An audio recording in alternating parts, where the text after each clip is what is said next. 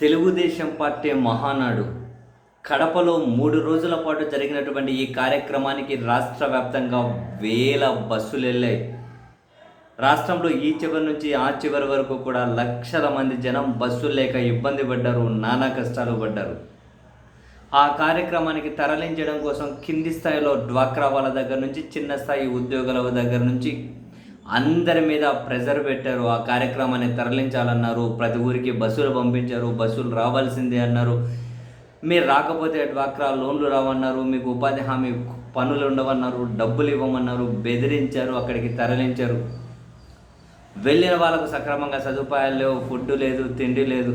కానీ ఇన్ని లక్షల మందిని అక్కడికి తరలించి వందల కోట్ల రూపాయలు ప్రభుత్వ సొమ్ము కూడా ఖర్చు పెట్టి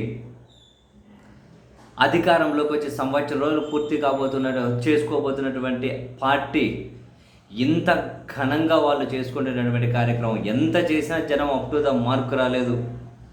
ఏదో చివరి రోజు బహిరంగ సమావేశానికి అయితే కాస్తో కూస్తో తరలించగలిగారు అని చెప్పి వాళ్ళ పత్రికలు, టీవీ ఛానళ్ళు ఆ జనాలను ఫోటోలు ప్రచురిస్తుంటే ఓహో పర్లేదు ఈ మీటింగ్కి వచ్చినట్టున్నారు, ఘనంగా ఆ జనాన్ని అయితే చూపించగలుగుతున్నారని చెప్పి అనిపించింది.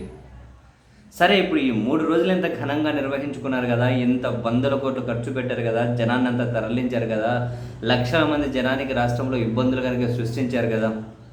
మరి ఫైనల్గా ఈ 3 రోజులు వీళ్ళు సాధించింది ఏంటో తెలుసా?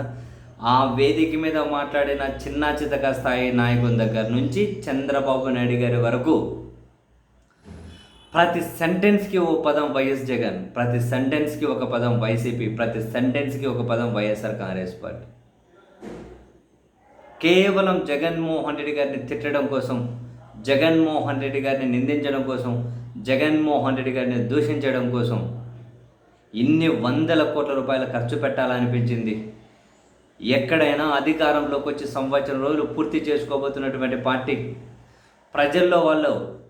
ప్రజలకు ఎన్నికల్లో ఏం హామీ ఇచ్చారో ఆ హామీలు మేమని నెరవేర్చాం చూడండి అని చెప్పి గర్వంగా ఘనంగా అటువంటి వేదిక మీద ప్రకటించుకోగలగాలి.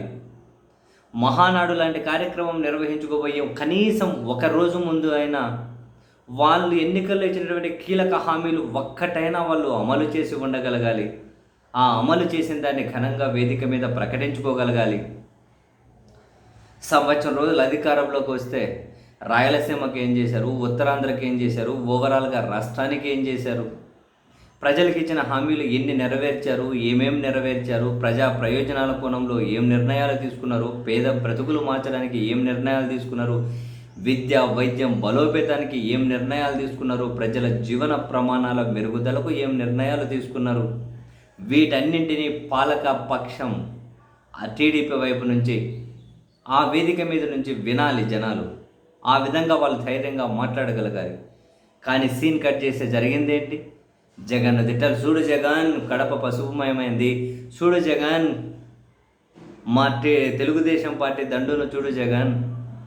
జగన్, మా కడపలో మా బలాన్ని చూడు జగన్. కడప పసుపుమయమైపోయింది చూడు. నలుదిక్కుల చూడు, ఈ దిక్కున చూడు, గండికోట వైపు చూడు, గువ్వల చెరువు వైపు చూడు, పులిందల కణాల వైపు చూడు, ఇంకో వైపు చూడు, ఏడ చూసినా చూడు, మా బలం చూడు. అధికారంలో ఉండి రాష్ట్ర వ్యాప్తంగా అన్నింటినీ ఉపయోగించుకొని, వనరులు ఉపయోగించుకొని అంత జనాన్ని అక్కడికి తరలించేసి చూడు జగన్ మా బలం చూడు అని చెప్పి తొడలు కొడితే ఏమొస్తుంది? జగన్ ఏం చూడాలి?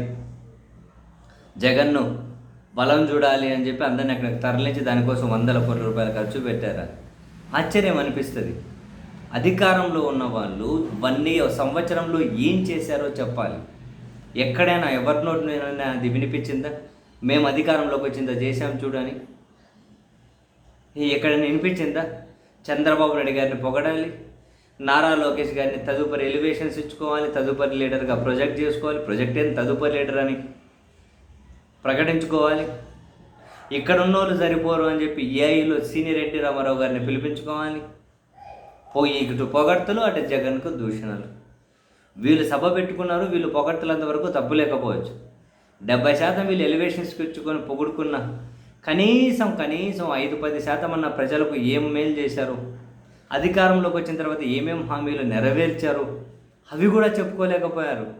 మరి 3 రోజులు ఒకవైపు ప్రజలకు ఎన్ని కష్టాలు, ఇంతమందిని తరలించి ఇంత పెట్టి 100 కోట్లు ఖర్చు పెట్టి దీనికోసం జగన్ తిట్టడం ఎందుకు?